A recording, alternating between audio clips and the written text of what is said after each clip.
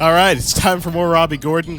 Last time out was Indianapolis, which was a complete jumbler when it comes to the point standings. Most notably, Travis Pastrana doing me very proud, finishing in third position. I was able to even congratulate him coming to the checkers. We have a cartoonish 302-point advantage. I have 19 wins and 20 starts. The only other race wasn't a win. I think it was like a 32nd place finish at Bristol in the spring. Matt Kenseth finished down in 41st at Indianapolis, one of his worst races of the year. So he's now dropped quite a few points off me, obviously being 302 the advantage. Rick Biffle finished runner-up in Indy. So he is now up into third in points and only a couple points from getting second away from Kenseth. Martin Truex Jr. also had a very bad day at Indy. For the most part, point standings staying pretty calm, but Travis Pastrana, with that third place finish, bumps him right back up into the chase grid. Jeff Gordon also did pretty good there, but got outplaced by Michael McDowell. He's back up in the chase grid. David Reagan's the only guy with a win this season who isn't me, and he's down 28th in points. And then Joe Nemechek still, with a 37-point advantage in NASCAR, so he's doing pretty good there. But today, we move on to Pocono. I know it feels like we just did Pocono, but this was back when Pocono was separated by about 2 months. And then certain eras in NASCAR history was separated by about 1 month. And a different era in NASCAR history was separated by 1 day. Point being, Pocono's always been really close to Pocono. Remember in the earlier race I did, just a couple episodes ago, I ended up kind of screwing myself up by trying to do a one-stop strategy. I actually played it perfectly on the first stint by blowing my right front tire when I came to pit road, so I was at the limit. But then the second stint, I run the car way, way too hard to where I knew I wasn't going to be able to make it on tires, so I did right sides with a splash of fuel, and I won the race that way. This time I'm going in knowing very well I'm going to do a two-stopper. So I'm just going to run the car as hard as I possibly can every lap and just go for 2 stops. Possibly right sides and a splash on the last one still, but the car is going to be flying every lap. I can tell you that. I'm not going to hold back this time. We got to try and make sure the setup is exactly how you want it before qualifying. Get out on the track and see what you think. Using the same setup I used for the first Pocono race, because it's bad fast. It just chews up the right side tires. Okay, buddy. A good qualifying session can make your life much easier come race day. Give it your best shot. All right, I'm qualifying on my race setup, so I don't know what I got for the pole, but I know I got a good piece. So we're going to get probably a top 10. Just don't know if this is pole material. I got to get a good run through 3, so I'm coming to the line with a lot of speed. Could have done a little better. Still good with it. All right, 1 lap. Okay, look at that pole time. That's going to be your target. I know I get 2, but the second one ain't going to be a pole. 2:04. I like it. There we go. Oh, I got back to the throttle quick. I like that. I like that turn 1. I got to keep that momentum going.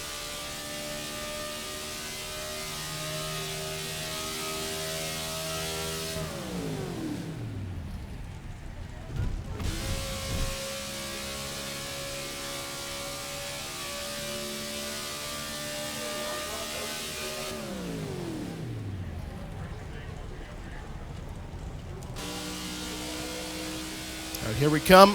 I probably should have got through 3 a little bit better. Pole. Pole time, people. I don't need to give a crap about this second lap. We are on the pole at Pocono on a race setup. And I'm pretty sure everybody else was trimmed out for qualifying, so imagine how good we're going to be in the race with this thing. Way to take that pole. Awesome job, man. This day just keeps getting better and better. Can't get much better than that, buddy. All right, I got the pole by 1/100th of a second.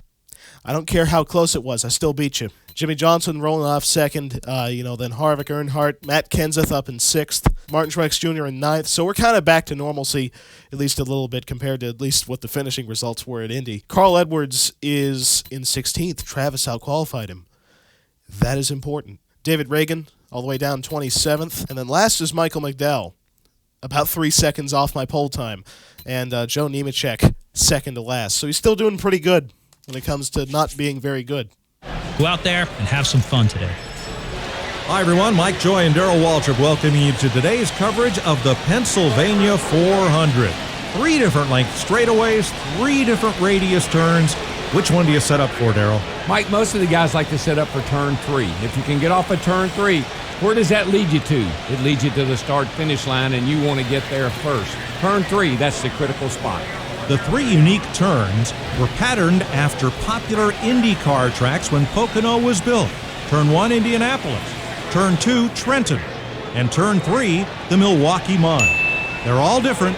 They're all unique. It's Pocono.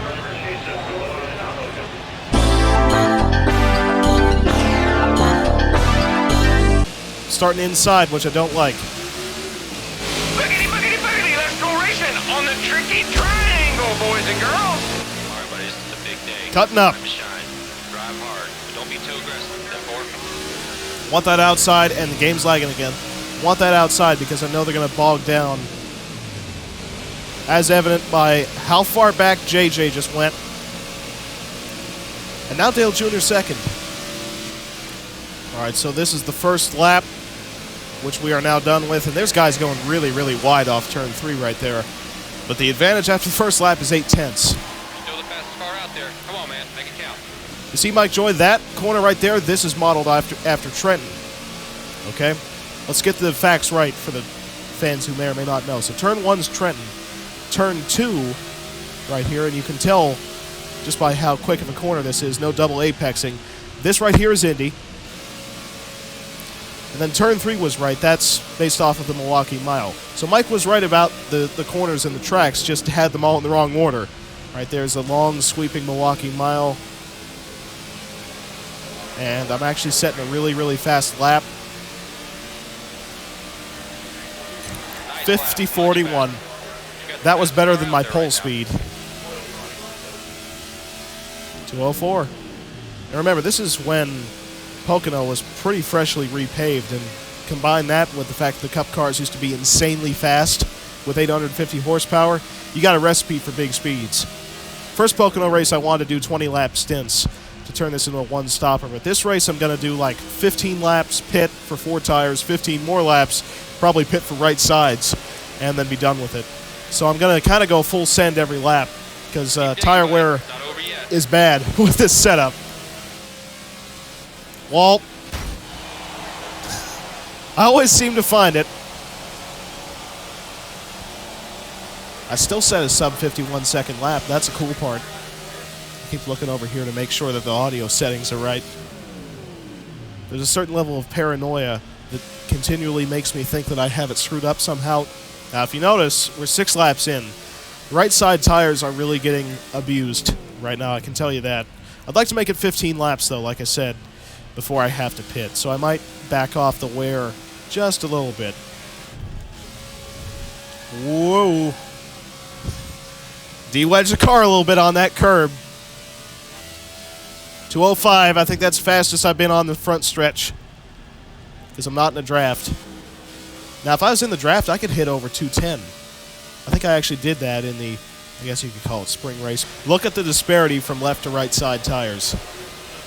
Left side's barely worn, right side's over half. So you can tell what side of the car I'm using up when this car undergoes a load. Because as it compresses into the corner, I'm putting all the weight on the right side tires because of how the air pressure is in the right sides. Making the thing corner great, it just wears the crap out of those right side tires. But it is exactly why I have a 6-second advantage. I am pretty curious who will be the first guy to pit road. Or when, rather, because I won't really know who. Because Pocono, you can pit without losing a lap. That's a cool part about this place. That's actually why I wanted to run so hard. You know, coming down pit road with a 7-second advantage above the whole field, I just don't want to be in the slight possibility of losing a lap because it's kind of hard to dig yourself out of that, out of a track like this. Because we may be fast, but a lot like Indy, when you get stuck in traffic, you can start really jamming, slamming, and cramming with the AIs and lose focus on, you know, the task at hand, and that is winning. You can see I'm 11 laps in on the same exact setup that got me 20 laps in the first Pocono race, and I'm almost to lap 12, and the right sides are already pretty much gone. That just shows you how much I was babying this car. I expect within the next lap or so, cars to start hitting pit road just to try to short pit.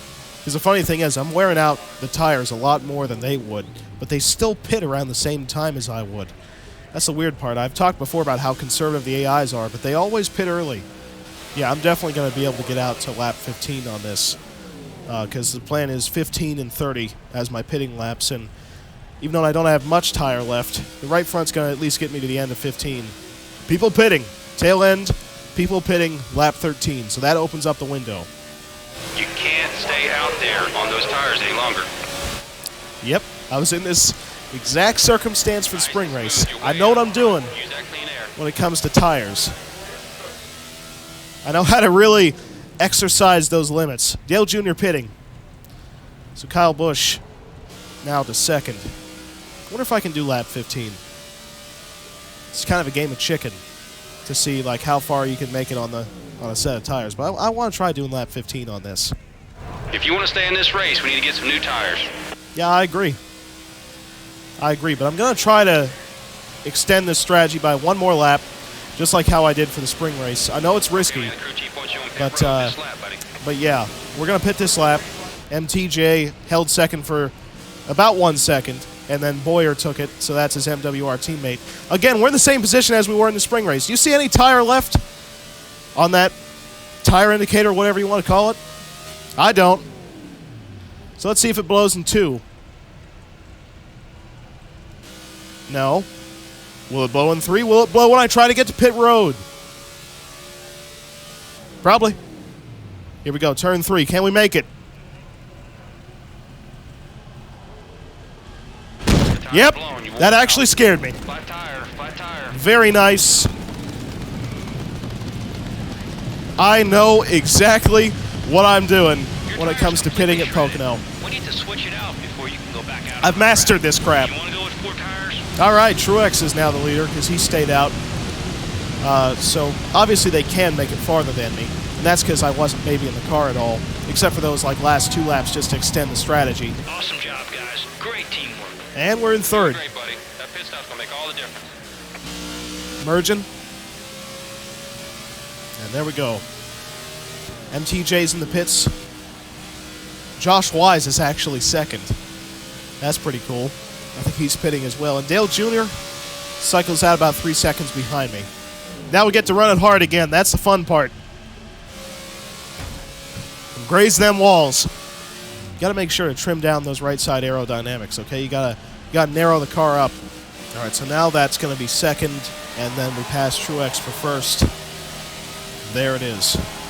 By the way, running long is going to cost Truex a lot because I think he's going to cycle out about 20th. I wonder if for the second stop I should go with just right sides and a splash like, you know, the spring race, or if I should go with Whatever you're 4. doing, you just keep doing it. Because the right side option is very, very interesting. Because Dale Jr. is actually staying pretty close with me. That's the impressive part about this. Is he really couldn't stay. Maybe that's why, but he really couldn't stay with me during the first stint. Second stint, he's staying within about 2.6. Then again, the car actually feels a lot tighter. Maybe that's because I just hit the wall, but it's a lot tighter than it was. Turn 3 I really don't like because it kind of throws off the speedway feel of this racetrack. I like the turns at Milwaukee for a 1-mile track, but at a place like Pocono, it just feels really jarring. Turn 1, though, it's got a great feel.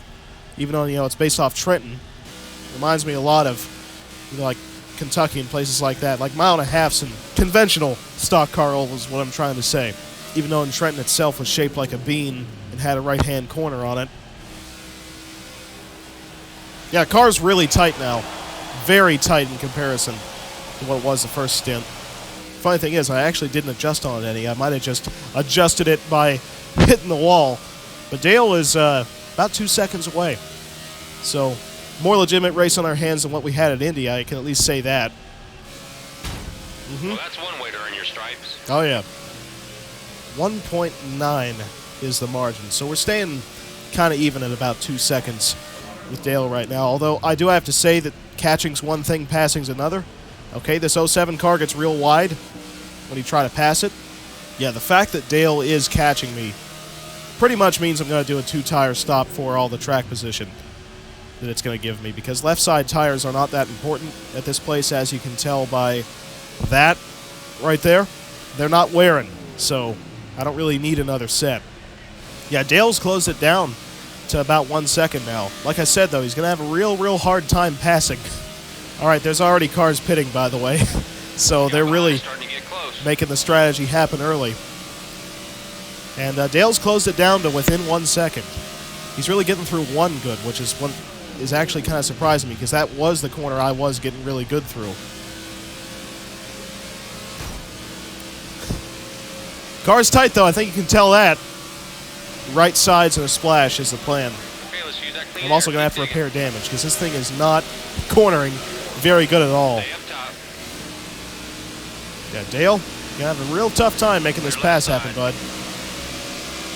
You can think about it all you want. Car in line with you. Coming low. Horribly Closing on tight, the though. bottom. Horribly To tight. your left. Like, all the handle is just gone on this race car. It's a combination of the fact that I think I'm melting the right front, as evident by the fact I couldn't even hold the We'll bottom. get you next time, buddy. There we go. He's pitting, though. Car in front's heading to the pit. But yeah, right front is just horribly melted. And you combine that with the fact I made this thing real tight. It is not fast anymore. Need to make it another lap or two. Yeah, this thing is not cornering at all. It's amazing how much it's cliffing. Yeah, I think I need to come down this time, actually, because I'm just going to lose too much time out here by, sucking this I'm a little badly. bit concerned about your tires, buddy. Keep an eye on that gauge. This thing is just not making corners. So, coming in this time. Clear right. People are jamming behind me. He's right on you. Easy, man, easy. Speeding on pit road is not what we need right now. There we go. Let's go. Get plenty of fuel. They're really jamming now. Do 4 tires. 4 tires. Right, Okay, let's sides, in and out. repair, fuel, splash. Okay, this I think could do it. Just like what it did in the spring race. I'm coming down 4 laps earlier, but I think this could do it. That was our All right. fastest stop today. We're out of the Awesome pits. work, boys. Like I said, we got a real good car here. We're going to have a good Just big advantage, car, I can tell you that. All right, the car likes to corner now. That's good. It wasn't doing it before. And then left side tires are not a concern at all, because you can see I've hardly even worn them. I just got to keep it out of the walls this stint, because that's what really killed me on the last one. More than just the right front being really gone. You see, I've cycled out in front of Dale Jr. by 9 seconds. That could be huge. Hopefully I've got the gas to make it to the finish, though. That's all I don't exactly know, but I'm pretty sure we're good. All right, now back up to 9th. Just got to keep this thing out of the walls and actually somewhat baby it to the finish. But I am putting time on Dale Jr. About 9.3 almost the margin right now. Okay, 16.7 laps of fuel remaining, so we're well to the good. Just got to kind of preserve this lead and try to make sure the thing doesn't cliff like the last stint. All right, so right there, Top 5. we're going to cycle to the lead, or second, rather, because Truex running long again. He did that the first stint, and I guess he's just committed to it. Dale Jr., 10 seconds back. That's the power of right-side tires right there. Martin Truex Jr. is in a just mess of traffic right now, and all of them have better tires than him, so he's probably just getting swarmed. 10 to go. 10 to go. Wonder how long Truex is going to try to run. Because I know he can go long, it's just there will come a time where he's going to have to pit. There's actually more cars pitting than just Martin, so I don't really know what's up with that. Matt Kenseth just took second 9 to off go. Junior. It's good that those two are battling for second. That makes my job a lot easier. It's going to allow me to just drive away, because now the margin's actually 11.2 seconds, so I'm putting time on them. But Dale Jr., though, he was a lot faster than me. That was a combination of me being stupid and ramming the walls and also melting the right front tire. But now that we have a big amount of track position, as long as Truex pits, which he is certainly going to have to in the next couple laps, I think we got something good for the win. Truex still staying out. Is he really going to do the one stop that I wanted to in the spring? I don't think it's going to work, but there's a long way to go in this race still when it comes to strategy. Another car in the pits. Let's see if I can figure out who it is this time. Flat tire, Scott Speed. Flat tire. Flat tire, Truex blew it. Truex blew it. Yellow flag. Crap. Yellow, yellow, yellow. He really blew it, because he also wrecked. Whoa! Martin blew a tire and flipped. Two things I didn't know you could do at once. On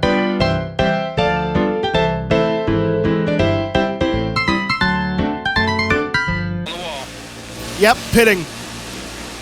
I saw Dale pitting. I knew what to do. Look at Martin. Brought out his own caution. Sounds like something I do. Yeah, I want everything. If we're gonna do this, we're gonna do this whole full send late in the race thing. Probably gonna lose track position, but the inside line's gonna check up. I know that for a fact. I'm gonna probably cycle out in front of Truex, like regardless, because he's got damage. And a lot of guys are lapped down. I was hoping Truex would just get off the racetrack, but nope, he had to push it too far. He learned from me that you could go all the way to blow on your right front. But the thing is, you got to do it when you're coming to the pits. I guess if you do it in the tunnel turn, you end up flying into the catch fence. See, I didn't lose much track position. Let's see, I'm going to restart 11th. The only thing I don't like about that is that's an inside line restart. Truex still got in front of me. How? Travis Pastrana did right sides. He's coming out 7th. Stenhouse, Clint Boyer front row. Yeah, this is going to be a risky restart. I might keep my mouth shut for most of it. All right, 5 to go. Okay, it's time to push that pace now, buddy. I'd love to get up to the outside. I know that. Come on, Dale. All right, I did it. I'm gonna have the outside. Here we go. All right, you got him. You got him. Go up top. That's why I wanted the outside. Come on, man. Keep that momentum. Keep that momentum. All right, now we got some real slow cars to deal with. Clear out low. How low do you go? 3 wide, 2 high.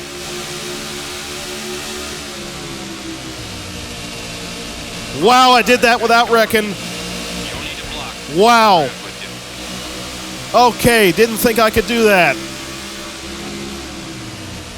Right's clear. Check your outside. Keep it low. Keep it Oh, low. I'm missing the corner. I actually turned right on purpose because I knew Ricky was going to bounce off me and try to make me spin out. So I turned right and wrecked him instead.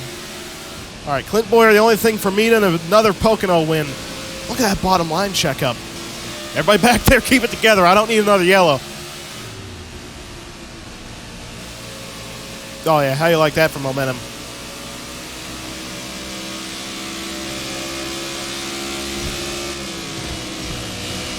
Good drafting, buddy, right there. Nice. Pocono bump and run, people. Mayfield taught me that. Right's all clear, bud. Okay, we're back to the point. Free to 3 go. laps to go. I got fresh tires, and the guys behind me don't. How you like how I screwed over Dale Jr. in traffic, too? Because he was not going forward as fast as I wanted to. I saw a lane on the bottom that I probably shouldn't have taken, but I wanted to, and I made it happen. Wonder how I'm going to get a thumbnail shot of Martin Truex Jr. flying, because we were very far apart. Oh, another car pitting. 2 to go. I don't know what that's about. Nice and smooth. 2 Use laps the to go. air front. Use that clean air.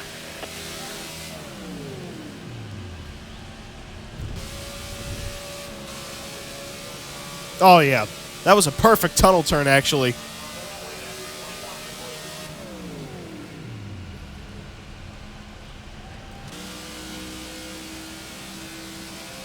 Come on, new fastest lap. Drive it down there. And there it is. 50-15. Oh, yeah, race is official, by the way.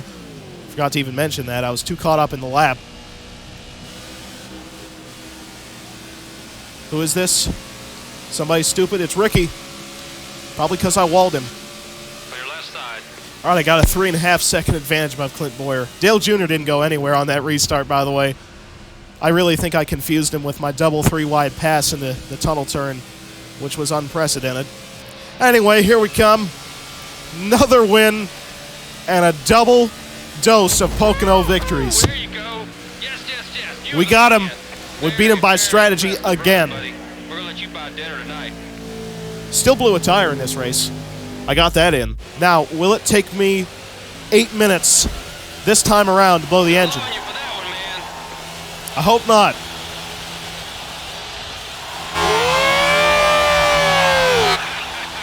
Way to go. We get a little bit of wall contact. Makes the crowd just freak out. Gotta do it on the start-finish line, the Pocono logo. Pocono logo. There it is. Hitting the wall. Pretty good wall contact, and we got a barrel show.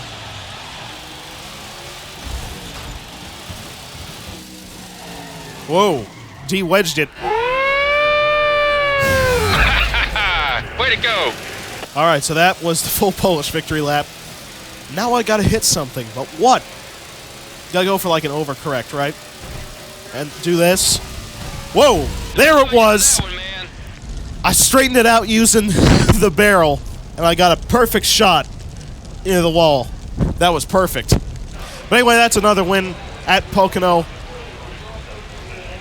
Beat him by right side tire stop both times. Awesome performance. You really gave those fans a show today.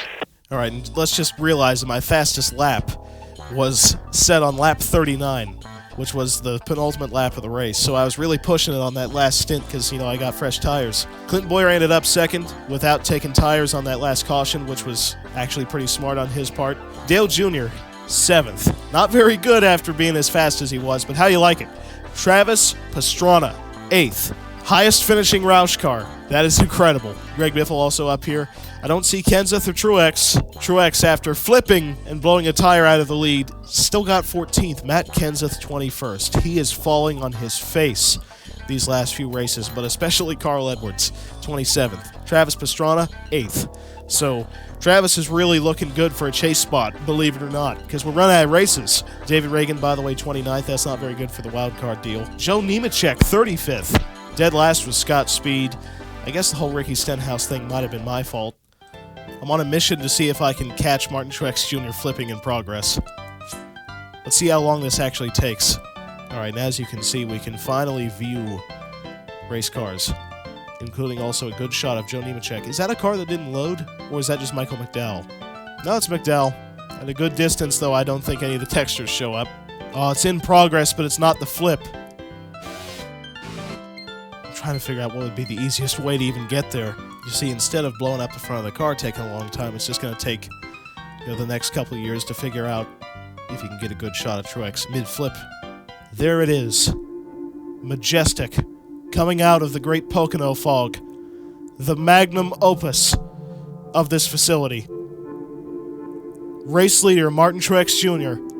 blows a right front and somehow immediately flies into the catch fence. I don't understand anything about that, but I love every part of it. Look at the majesty of this image. This almost certainly has to be the thumbnail. Look at this. That's perfection. You have the duality of man right here. You have the spark explosion, a car flipping, and then just a very moderately nice house. How he did this, I will never know. By just blowing a right front, he auto-flipped. Every angle is good. Look at that. Artistic.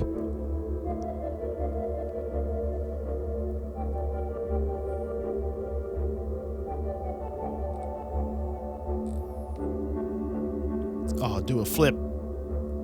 This is a moment of all time. Bask in its magnificence. Take witness of something amazing. How does somebody get themselves in this position? Seriously, I cannot firmly grasp how you go from being in a normal racing line in turn 2 to upside down in this way, exiting the corner. Alright, so at this point we only need to win 7 more races to tie Richard Petty's record of 27 wins. We have a 319-point advantage, but a new face in second, Greg Biffle. He actually took the spot off of Matt Kenseth. So Matt started to drop back over the last couple weeks, but Greg Biffle's really getting into a hot streak. Oh, and by the way, Pocono was my third pole. Going off the fact that my other 2 poles were in Charlotte and Texas, really didn't think I was going to get one that is in the traditional quad oval 1.5 miles. Travis Pastrana, another top 10. Still 9th in the point standings, actually closing in on Jimmy Johnson. Carl Edwards started to drop back even more. He's down to 14th in points. David Reagan actually lost a spot in the point standings. He's down to 29th again. Last car, still Joe Nemechek, though, by a very, very big margin. All right, so that does it for race number 21 of the Robby Gordon season mode. I really wish that this game had a better way of viewing like replays and taking photos and stuff, like where you could select each individual car. That'd be pretty neat, because I would love to have a shot of Truex pulling off the blown tire flip that was better than just a couple still images that took about 13 minutes to capture, because that's going to be a mystery. Regardless, it was a moment of all time, because I still don't firmly grasp how he did that. But anyway, hopefully you've enjoyed it. It's yet another win. We got it kind of through strategy, even though the Truex flip kind of negated the same strategy. Don't forget to like, comment, and subscribe. I've got a Patreon set up as well. A lot more Robby Gordon stuff coming up, as well as whatever else I come up with.